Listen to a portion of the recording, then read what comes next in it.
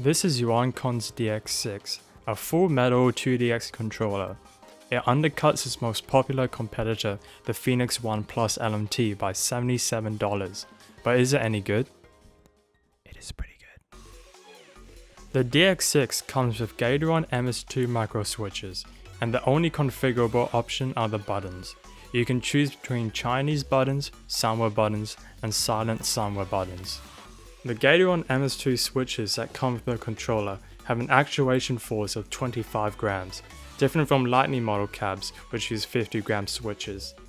With Chinese buttons, your only option is 50 gram springs, which leads to a noticeably lighter feel on the buttons compared to the cabs. It's not exactly a bad thing, but it's something to consider.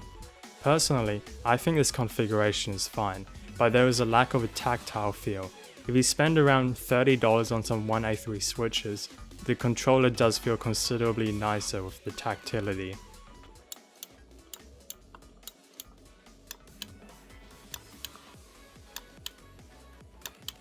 Chinese buttons and Sanwa buttons are virtually identical, however Chinese buttons are designed differently and are slightly lower quality. Sanwa buttons are used in cabinets. They feel and sound slightly better. However, with the big increase in price, it's hard for me to justify them unless you have money to spare. There used to be an option for a silicon turntable, however that has now been discontinued. The Dx6 is full metal, which is a staple of Yuancon's controllers. It does provide a nice premium feel and helps with the structural integrity.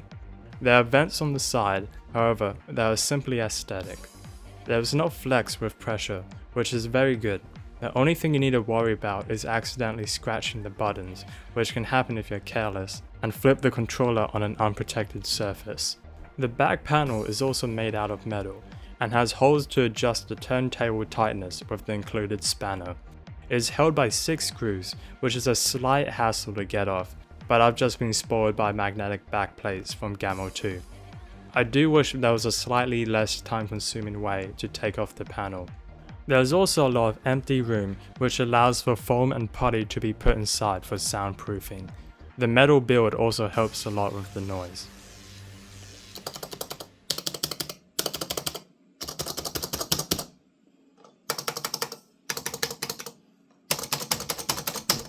Everything is pretty simple to understand.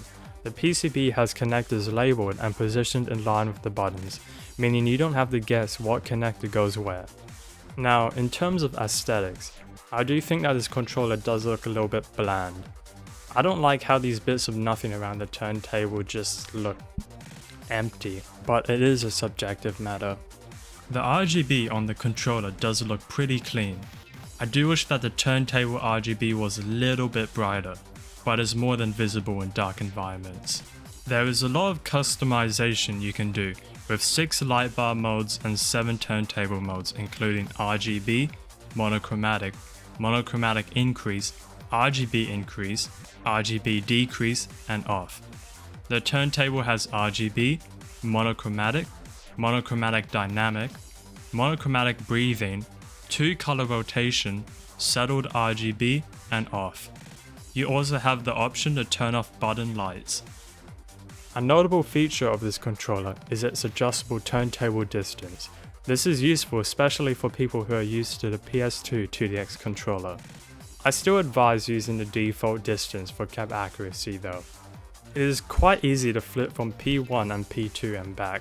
It takes 4 screws and around 10 seconds to take the panel off and flip it. It's not as streamlined as Gamo 2's PHOENIXWAN, but it does work.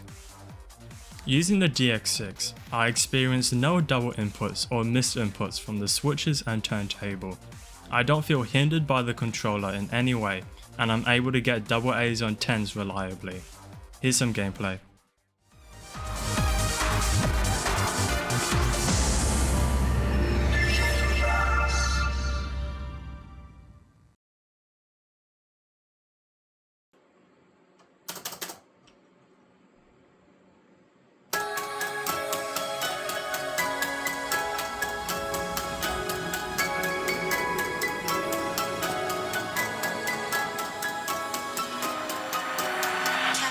Captivate.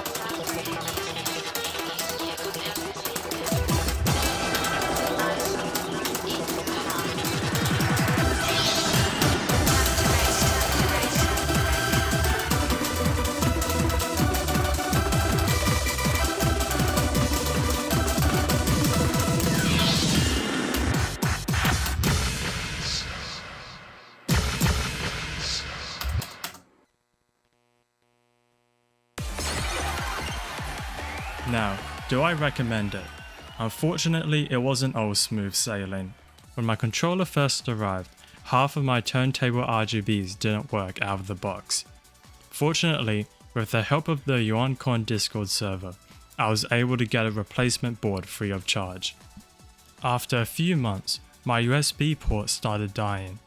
There is a spare USB board included, but I've never seen a USB-C port this fragile. With all of that out of the way, do I still recommend it? Yes, but if you have the extra money, you should consider the PHOENIXWAN. The 6th DX does have its place for people who don't need the extra bells and whistles of the PHOENIXWAN, or people who don't mind the appearance of their controller, people who just want to save some money without sacrificing the essentials. There are cheaper options out there to consider, but they almost all have compromises. Yuancon sells a mini DX for $145. It has its place as a small, portable 2DX controller, but if you do not plan on bringing your controller out and about, I would not recommend buying this controller. The turntable can be too small for certain scratch-heavy charts. There is the FPS EMP Gen 2, a cheaper controller from Gamma 2 for $199.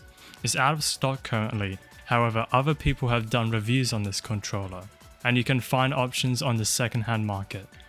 If you don't mind the small turntable, it is a viable option. AliExpress has a few options, and there is the second-hand market locally and online. You can get very good deals if you're lucky. I bought this locally for $300 Australian dollars. With all of that, thank you for watching. If you thought that this video was entertaining or informative, feel free to like or subscribe. If you have a controller in mind that you wish to be reviewed, feel free to comment down below. Alright, see ya.